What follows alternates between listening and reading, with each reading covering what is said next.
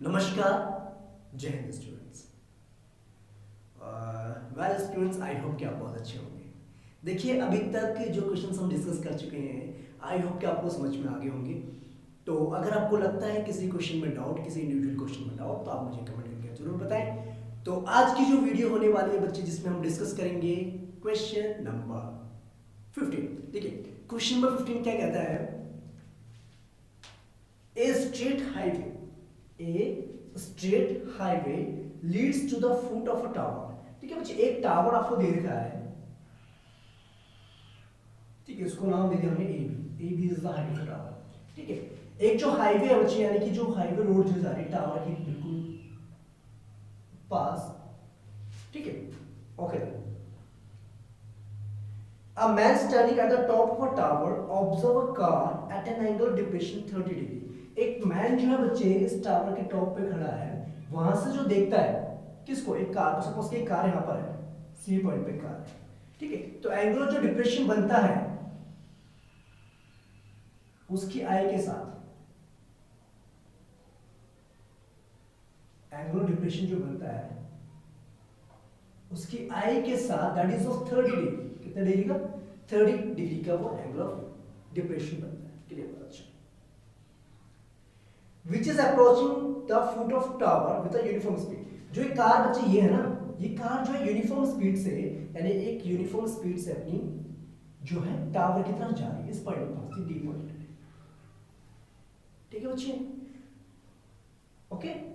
6 seconds later the angular depression of the car is found to be 60 degree. अब देखो, ये जो car जो है बच्चे 6 सेकंड्स के बाद डी पॉइंट पे पहुंचती है, तो एंगुलर डिप्रेशन जो बनता है ऑब्जर्वर की आई के साथ, दैट इज ऑफ,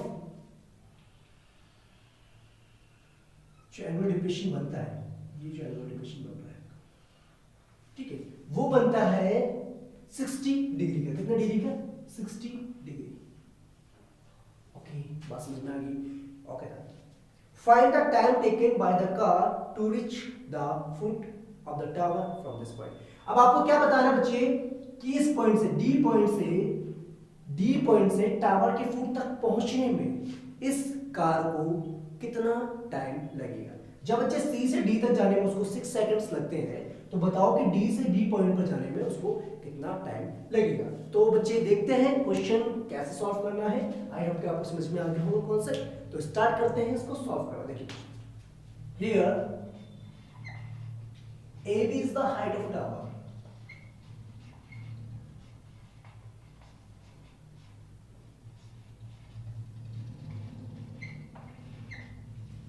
यहां पर क्या बच्चे, ए बी क्या है? किसकी हाइट है? टावर की हाइट है। ठीक है बच्चे, बात सुनो, अगर ये वाला एंगल आपका जो है, ये वाला एंगल अगर 60 डिग्री, तो ऑब्वियसली बात है ये वाला एंगल भी 60 डिग्री होगा कि नहीं होगा? अल्टरनेट एंगल्स, अगर ये वाला 30 डिग्री है तो ये वाला भी 30 डिग्री होगा, of course. Similarly alternate angles, तो क्या लिखेंगे बच्चे? Angle A D B is equals to 60 degree and angle A C B is equals to 30 degree। क्यों? These are alternate angles।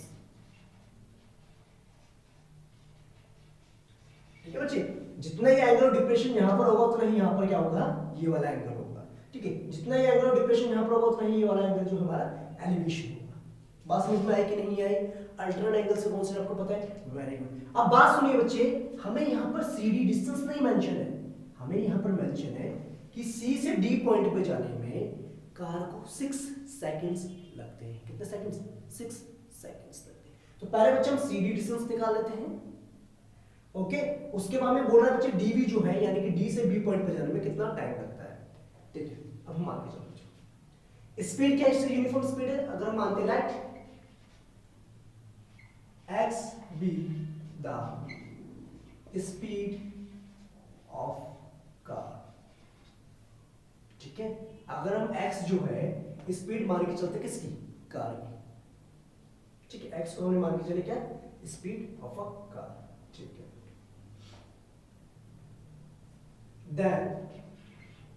then distance is given by, distance कैसे मिलता है बच्चा आपका? Speed into time.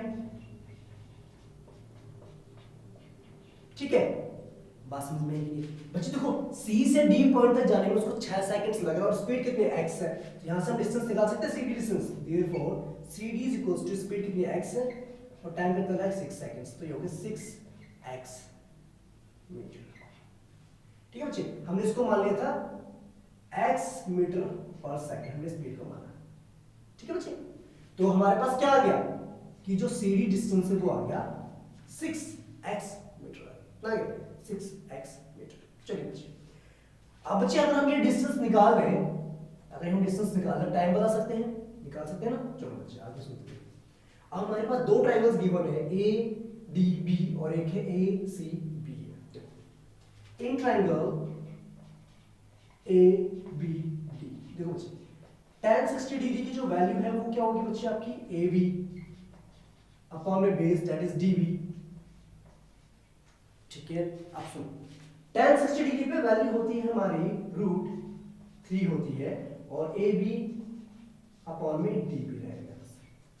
ठीक है बच्चे, तो यहां से हम ए बी निकाल सकते हैं, A B is equals to √3 times of D B. Clear हो गया बात समझ में?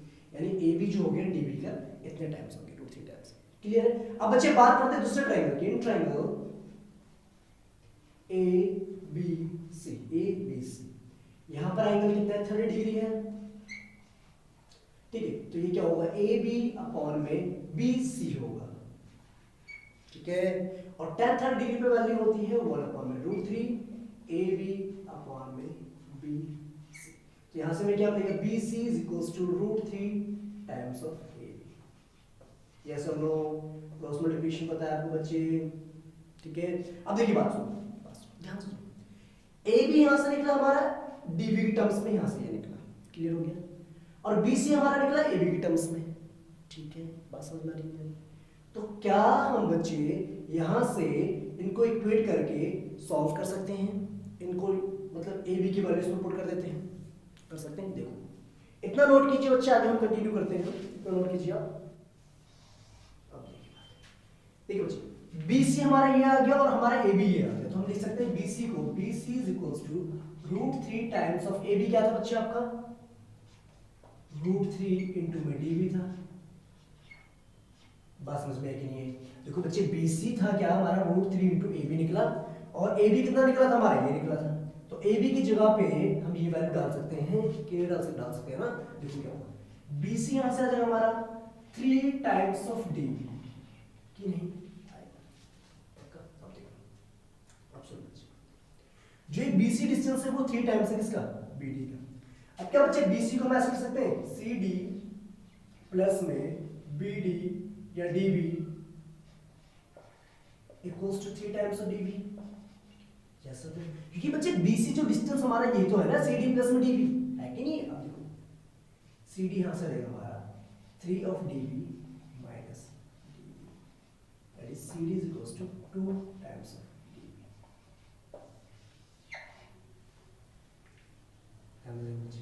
बात क्लियर हुई? अब यहां से हमें एक कॉन्सेप्ट ये मिलता है बच्चे कि जो CD डिस्टेंस हमारा था, CD डिस्टेंस जो ट्रेवल किया कार में C पॉइंट से D पॉइंट तक, वो था DB डिस्टेंस से डबल था। क्या था? DB डिस्टेंस से डबल था। तो हम यहां से बच्चे हमें पता है CD कितना आया था हमारा 6x मीटर आया था, तो यहां से हम CD को लिख सकते हैं 6x metre equals to 2 times of DB। तो यहां से हमें मिलेगा DB, तो DB कितना मिल जाएगा बच्चे? यहां से हमें DB मिल जाएगा 3x मीटर। बात समझ में आई कि नहीं? ठीक है बच्चे, बात समझ में आ गई? देखो अभी हमने क्या बात करी बच्चे, जो CD डिस्टेंस हमारा है वो BD डिस्टेंस से डबल है कि नहीं है? और C से D पॉइंट तक जाने में उसको 6 सेकंड्स लगे, तो बच्चे DB डिस्टेंस तो उसका हाफ है ना, और स्पीड तो कांस्टेंट है, यूनिफॉर्म स्पीड है, स्पीड तो चेंज नहीं हो रही है। अगर बच्चे C से D पॉइंट में आने में उसको 6 सेकंड्स लग रहे हैं, तो ऑब्वियसली बात है DB तो हाफ हुआ ना इसका, CD डिस्टेंस का हाफ है ना, तो इसका मतलब D से B पॉइंट पर जाने में जो कार को टाइम लगेगा दैट इज 3 सेकंड्स लगेगा।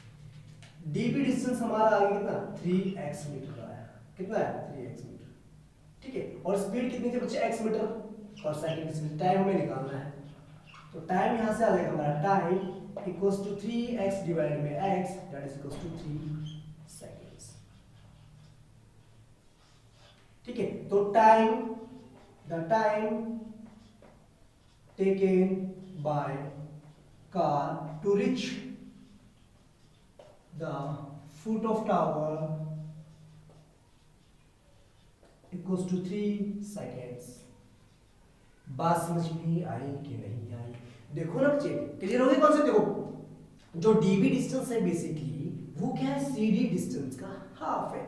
जब बच्चे डिस्टेंस ही हाफ हो गया तो ऑब्वियसली बात है टाइम भी उसमें हाफ ही लगेगा।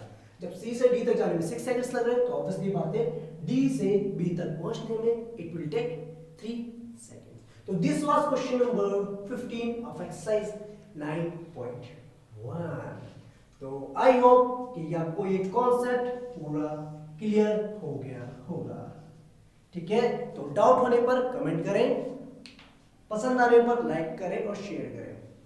ओके स्टूडेंट्स, तो नेक्स्ट वीडियो पे मिलते हैं। द लास्ट क्वेश्चन जो है हमारा एक्सरसाइज का क्वेश्चन नंबर 16।